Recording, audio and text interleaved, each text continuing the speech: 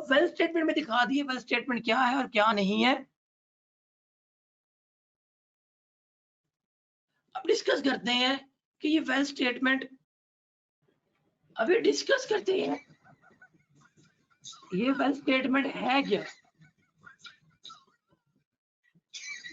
Basically क्या करना है हमने, बेसिकली हमने अपनी बताना कि वेल्थ कितनी है, कितने पैसे कमाए हैं, कितने ऐसे, सिर्फ ये बताना है हमने। इसके अलावा जो है हमने अपनी बस डिटेल गिवन करनी है इसके ऊपर। तो ये एक किस्म की बैलेंस शीट है जो हमने क्या करनी है, बना के देनी होती है। अब वेल्थ स्टेटमेंट होती क्या है, रिमेंबर स्टेटमेंट है, अभी मैंने आपको दिखाई है। इस स्टेटमेंट में क्या करना है, आपने अपने टोटल एसेट्स और टोटल लायबिलिटीज को बताना है कितनी है। जो भी आपके for the year total assets हैं, जो भी आपकी for the year total liabilities हैं, वो आपने बतानी है कितनी है कितनी नहीं है। वो हम क्या कर रहे होते हैं, वेल्थ स्टेटमेंट में बता रहे होते हैं, वो हमारे पास वेल्थ स्टेटमेंट में गिवन होती है। उसके अलावा आपके नाम पे, आपकी स्पाउस के नाम पे, बच्चों के नाम पे जो भी आपकी एसेट्स है उनके बारे में डिटेल दी जाती है कि भाई ये बच्चों के नाम पे, ये बीवी के नाम पे एसेट्स है, उसकी डिटेल गिवन की जाती है। जो आपने इस साल में एसेट ट्रांसफर किए होते हैं उसकी डिटेल आपको बताते हैं कि जी मैंने इस साल इतने एसेट्स जो हैं वो ट्रांसफर किए हैं। जो आपको एसेट ट्रांसफर हुए होते हैं उसकी डिटेल्स जो है वो क्या करते हैं, आप बता रहे होते हैं कि इतने एसेट्स मुझे ट्रांसफर हुए हैं। फिर आपके एक्सपेंसेस कितने हैं फॉर द ईयर, आपके बीवी के, बच्चों के, वो सारे आप यहाँ पे गिवन करते हैं। और एंड पे हमने क्या करनी होती है, रिकंसिलिएशन करनी होती है। ओपनिंग और क्लोजिंग को क्या करना होता है, हमने जो है वो बैलेंस करना होता है। तो ये हमारी क्या कहलाती है, ये हमारी वेल्थ स्टेटमेंट कहला रही होती है। Is that clear. अब बेसिकली ये हम कैश बेस्ड के ऊपर क्या कर रहे हैं, अपनी बैलेंस शीट जो है उसको बना रहे हैं, वो हम गिवन कर रहे हैं। अब इसके साथ ही एक पास पेपर का सवाल है कि फॉरेन एसेट या फॉरेन इनकम स्टेटमेंट क्या होती है। रिमेंबर, हर रेजिडेंट इंडिविजुअल जिसके पास फॉरेन इनकम है वो फॉरेन एसेट या फॉरेन इनकम स्टेटमेंट जमा करवाएगा। कब करवाएगा, दो बातें जो हैं याद रखनी है। कौन कौन सी, नंबर वन कि आपकी अगर इनकम $10,000 से ज्यादा है या अगर आपके एसेट्स जो हैं वो $1,00,000 से ज्यादा हैं, तो फिर क्या करनी पड़ेगी, आपको फॉरेन इनकम स्टेटमेंट जमा करवानी पड़ेगी।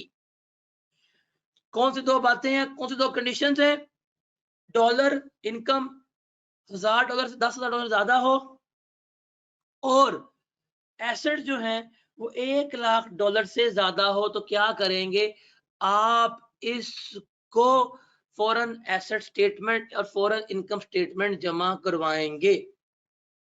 Got it. अब फॉरेन इनकम या फॉरेन एसेट स्टेटमेंट के पर्टिकुलर्स क्या, उसमें क्या कुछ होगा। देखिए, जो बट स्टेटमेंट हमारी वेल्थ स्टेटमेंट के पर्टिकुलर्स थे वही हमारे मिलते जुलते किसके हैं, फॉरेन के हैं। कौन कौन से, कि कोई भी फॉरेन एसेट जो ट्रांसफर किया है फॉर द ईयर आपने वो बताना है। आपकी फॉरेन एसेट्स कितने हैं, फॉरेन लायबिलिटीज कितनी है वो बताएंगे। कोई फॉरेन एसेट ट्रांसफर किया है आपने या आपको हुआ है वो बताएंगे। आपके फॉरेन इनकम के तमाम पर्टिकुलर एक्सपेंडिचर्स वगैरह है वो सारे कुछ क्या करने पड़ेंगे, आपको बताने पड़ेंगे। इसके अलावा कमिश्नर जो है वो इन रिटन नोटिस दे सकता है किसी भी पर्सन को कि अगर कमिश्नर को लग रहा है कि इसको अपनी फॉरेन इनकम जमा करवानी है और उसने नहीं करवाई, तो वो उसका नोटिस जो है वो क्या कर सकता है, इसको इशू कर सकता है। तो ये क्या करना है, आपने इसको याद रखना है। अब ये टेबल आपको पता होने चाहिए कि वेल्थ स्टेटमेंट में इनफ्लोज कौन कौन से हैं और आउटफ्लोज कौन कौन से हैं। रिमेंबर, ये हमारे इनफ्लोज है, इनसे हमारी वेल्थ स्टेटमेंट बढ़ेगी। ये आउटफ्लोज है, इससे हमारी वेल्थ जो है वो कम हो रही होगी। रिमेंबर, जो भी आप इनकम डिक्लेयर करेंगे चाहे वो टैक्सेबल है चाहे वो एग्जेम्प्ट है, इनफ्लो है, रेमिटेंसेस जो आती हैं इनफ्लो है, जो गिफ्ट मिला है इनफ्लो है, ट्रांसफर हुए हैं गिफ्ट इनफ्लो है, आपने मिनिस्ट्री से ले लिए हैं एसेट डिक्लेयर कर दिया इनफ्लो है, आपको सर्टिफिकेट्स की इनकैशमेंट मिली है इनफ्लो है, एसेट्स को बेच के सेल प्रोसीड्स पैसा पैसा इनफ्लो है। एक एसेट है आपने बेचा आपने बेचा लिया 80,000 का, बेचा 1,20,000 का, वो जो 1,20,000 से आपको कैश आया है वो क्या है आपका इनफ्लो है। उसके अलावा जो डिविडेंड है वो क्या है आपका इनफ्लो है। उसके अलावा जो इन्वेस्टमेंट इनकम रिसीव हो रही होती है वो क्या है आपका इनफ्लो है। तो ये क्या है आपके इनफ्लो जो है इसको रिकॉर्ड कर रहे होते हैं। समझ आई? इन सब से क्या है हमारी वेल्थ बढ़ रही है, दौलत में इजाफा हो रहा है। Got it?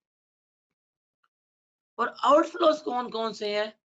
घर के खर्चे, गिफ्ट दे दिया, टैक्सेस पे कर दिए, एसेट ट्रांसफर कर दिए, लॉस पे बेच दिया, डोनेशन, ज़कात, पेमेंट, ये सारे हमारे क्या है आउटफ्लोस कहला रहे होते हैं। तो इनफ्लोस और आउटफ्लोस का हमें पता होना चाहिए। उसके अलावा ये वो चीजें हैं जिससे हमारी वेल्थ स्टेटमेंट के ऊपर कोई किसी किस्म का फर्क नहीं पड़ेगा। अगर हम कोई लायबिलिटी की पेमेंट करते हैं इससे हमारी वेल्थ स्टेटमेंट में कोई फर्क नहीं पड़ेगा। देखिए आपने लोन लिया हुआ था 10,000 का, 10,000 का लोन जो है आपने रीपे कर दिया, तो लायबिलिटी भी 10,000 से कम, एसेट जो है वो भी 10,000 से कम। तो 10 से एसेट कम, 10 से लायबिलिटी कम, कोई फर्क पड़ा? नो।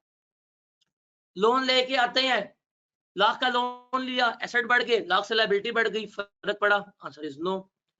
एसेट डिस्पोज किया 50 की, एसेट 50 पे बेच दिया, 50 से एसेट कम हो गया, 50 से कैश बढ़ गया, कोई फर्क पड़ा? नो। एसेट परचेज किया कैश के ऊपर या लायबिलिटी के तौर के ऊपर, फर्क पड़ेगा? The answer is no. 50,000 का एसेट लेके आए, कैश डेबिट हुआ, एसेट क्रेडिट हो गया, तब भी आपकी वेल्थ स्टेटमेंट सेम रहेगी। तो ये वो चीजें हैं जिससे आपकी वेल्थ स्टेटमेंट के ऊपर कोई किसी किस्म का फर्क नहीं पड़ रहा होता, किसी किस्म का भी। अब सवाल है क्या हम वेल्थ स्टेटमेंट को भी क्या कर सकते हैं, क्या कहते हैं, रिवाइज कर सकते हैं? जैसे हमने अपनी ये जो रिवाइज की थी इनकम टैक्स रिटर्न जो है रिवाइज कर रहे होते हैं। द आंसर इज यस, क्योंकि हर इंडिविजुअल ने, हर एओपी के मेंबर ने जब भी रिटर्न फाइल करनी है वो क्या करेंगे, अपनी वेल्थ स्टेटमेंट और वेल्थ रिकंसिलिएशन स्टेटमेंट जमा करवाएंगे।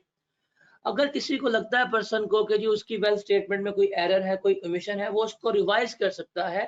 तो हमने उसका प्रोसीजर पढ़ लिया विदाउट उसके, और बाद में आपने उसकी रिकंसिलिएशन भी करनी है। लेकिन रिमेंबर वेल्थ जो भी स्टेटमेंट है वो मैक्सिमम आप 5 साल के अंदर तक ही रिवाइज कर सकते हैं। मतलब अगर आपकी वेल्थ स्टेटमेंट 2020 की थी तो 2020 की वेल्थ स्टेटमेंट 2026 के एंड तक क्या हो सकती है, रिवाइज हो सकती है। 5 साल पूरे हो गए उसके बाद आप उसको रिवाइज नहीं कर सकते। तो ये चीजें आपने याद रखनी है। ये वेल्थ स्टेटमेंट के पर्टिकुलर्स हैं। रिटर्न क्या होते हैं सारी मैंने आपको दिखा दी है कि ये जी हम बताते हैं कि ये मेरे पर्सनल एक्सपेंसेस सारा कुछ यहाँ पे लिखते हैं, ये मेरे एसेट्स की डिटेल्स ओपनिंग क्लोजिंग यहाँ पे लिखी होती है, फिर यहाँ पे एंड पे ओपनिंग एसेट कितने थे प्रीवियस इस साल कितने हैं, इंक्रीज कितना ही हुआ है, मेरे इनफ्लोस कितने थे वो, आउटफ्लोस कितने थे वो लेस करता हूँ तो मेरे पास यहाँ पे स्टेटमेंट जो है वो मेरी बन जाती है। तो ये सब कुछ हम क्या कर रहे होते हैं, लिख रहे होते हैं।